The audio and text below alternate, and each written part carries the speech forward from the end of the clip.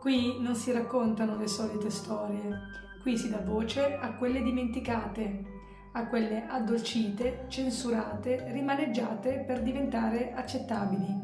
Oggi ti racconto la vera storia di Pinocchio.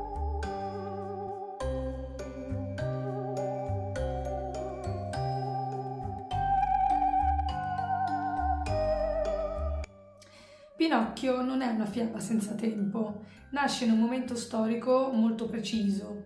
La sua vera storia viene pubblicata a puntate tra il 1881 e il 1883, nell'Italia appena unificata.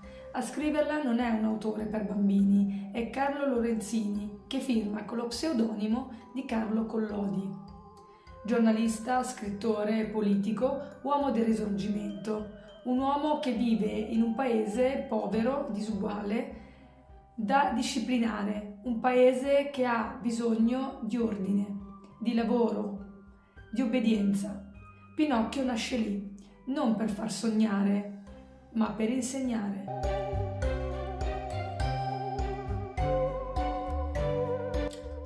Pinocchio non è una fiaba, è una lezione educativa.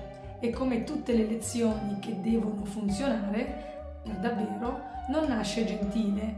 Noi lo ricordiamo come un burattino buffo, con il naso che cresce quando dice bugie, con una coscienza parlante, con un finale rassicurante. Ma questa è la versione addolcita, quella che possiamo raccontare senza sentirci a disagio. La versione originale è dura, punitiva, profondamente politica. Pinocchio non nasce per essere felice, nasce per essere corretto.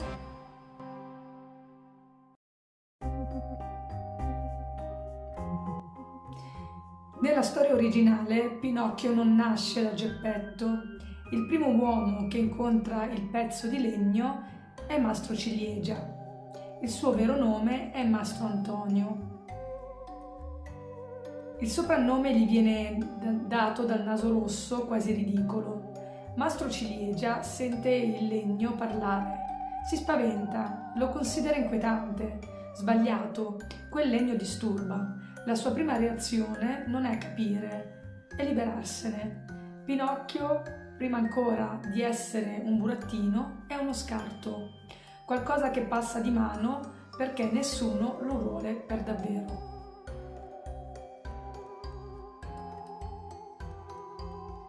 Solo dopo entra Geppetto. Geppetto non cerca il legno, non lo desidera, non lo sogna, lo riceve. Mastro Ciliegia glielo cede per toglierselo di torno. Pinocchio non nasce da un atto d'amore, nasce da un rifiuto e da un bisogno. Geppetto prende il legno per farne qualcosa, per riempire una mancanza, per darsi uno scopo.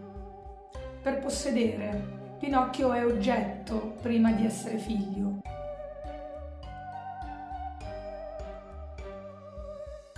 Pinocchio non nasce innocente, non nasce puro, non nasce buono, nasce scomodo. Già il legno da cui proviene è inquieto, parla, ride, si muove da solo. È un corpo che non accetta la forma che gli viene imposta. E appena prende vita diventa un problema. Scappa, disobbedisce, ride quando non dovrebbe. Non è cattivo, è indisciplinato e nell'Italia di fine Ottocento l'indisciplina è una colpa gravissima.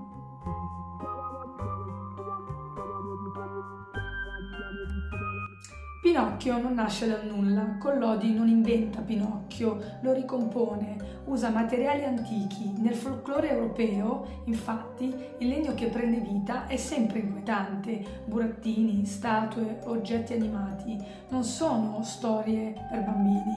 Servono a dire una cosa sola: ciò che non è umano deve diventarlo, oppure essere eliminato. Pinocchio viene anche dal teatro dei burattini e dalla commedia dell'arte, maschere ribelli, indisciplinate, irriverenti. ma nel teatro popolare la maschera può permetterselo. Collodi fa qualcosa di diverso, trasforma la maschera in un bambino da educare. La trasformazione in asino viene da tradizioni antiche. L'asino è fatica, ignoranza, corpo da lavoro. Chi rifiuta la disciplina viene ridotto a questo. E poi c'è la morte, l'impiccagione. Punizione pubblica, esemplare. Chi non si adatta viene eliminato.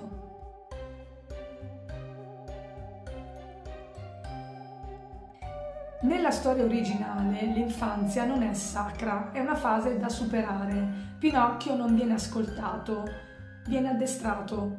Ogni errore ha una punizione, ogni deviazione ha un prezzo. La violenza non è un incidente, è metodo. Se non impari, soffrirai e se soffri abbastanza, forse cambierai.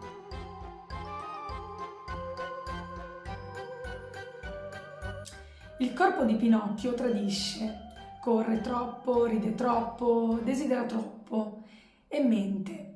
Il naso che cresce non è una gang, è un marchio. Il corpo rende visibile la colpa, non puoi nasconderti, non puoi sottrarti.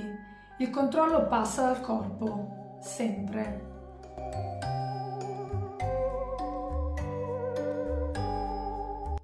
Il grillo parlante esiste, ma non è buono, non consola, non accompagna, ripete, ordina e giudica.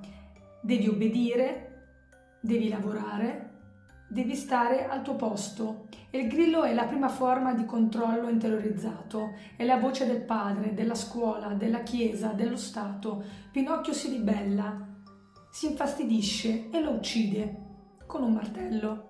Uccide la voce prima che diventi coscienza.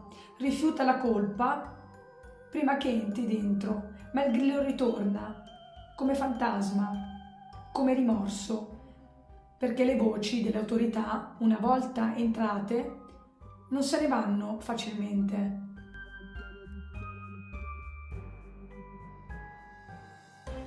Mangiafuoco appare come un mostro, è enorme, ha la barba nera, una voce che spaventa, è il padrone del teatro, possiede i burattini, decide chi vive e chi viene bruciato, è potere puro. Eppure Mangiafuoco fa una cosa che nessun altro adulto farà. Si commuove. Non applica una regola, non segue una morale, non educa, si lascia toccare. Quando decide di non bruciare Pinocchio e di donargli le monete, non lo fa perché Pinocchio è obbediente, non lo è. Non lo fa perché è cambiato, non è cambiato. Lo fa per un moto umano, istintivo, non pedagogico. Mangiafuoco non vuole correggere Pinocchio, non vuole trasformarlo, non vuole salvarlo, lo lascia andare ed è l'unico adulto che non chiede nulla in cambio.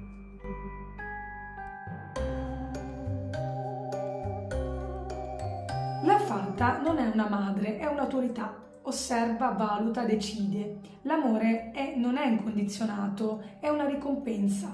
Prima obbedisci, poi forse sarai amato.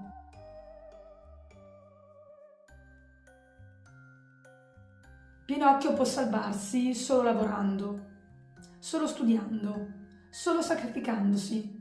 Il piacere è sospetto, il gioco è pericoloso, la libertà è una trappola.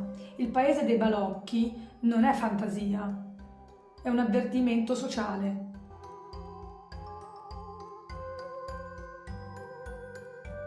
Lucignolo non è cattivo, non fa del male, non inganna, vive senza essere schiavo, rifiuta la scuola, rifiuta il lavoro, rifiuta la disciplina, non perché non può, ma perché non vuole. Lucignolo non è il male, è la libertà. Il diavolo cattivo non esiste, è un'invenzione. Prima di essere demonizzato, il diavolo è portatore di luce. Lucignolo porta quella luce e per questo deve essere spezzato.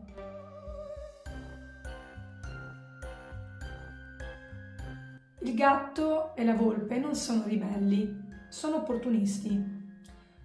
Non vogliono uscire dal sistema, vogliono campare meglio dentro. Promettono scorciatoie, ricchezza senza lavoro, furbizia senza cambiamento. Il campo dei miracoli è una caricatura della società.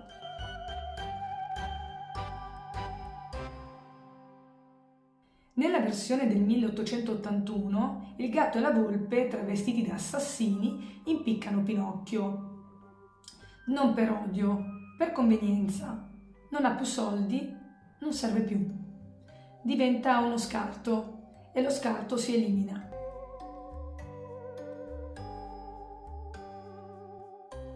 Nella prima stesura del 1881 la storia si chiude con Pinocchio appeso. Il testo lo dà per morto, fine. Solo quando la storia viene continuata, Collodi rientra su quel punto. Pinocchio non muore, è svenuto, è più morto che vivo. La morte non viene negata, viene retrocessa.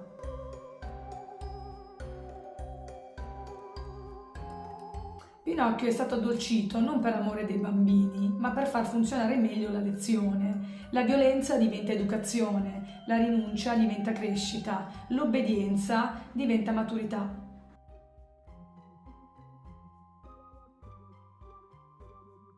Il lieto fine non libera Pinocchio, lo normalizza, diventa un bambino vero.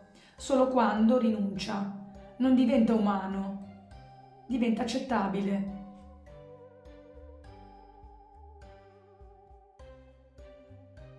Questa storia ci riguarda perché parla di noi, della scuola, del lavoro, del senso di colpa, di tutte le volte che ci è stato detto quando sarà diverso, allora andrai bene.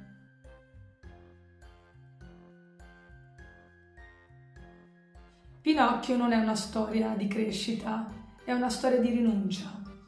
La vera domanda non è Pinocchio voleva diventare un bambino vero. La vera domanda è chi ha deciso cosa significa essere veri?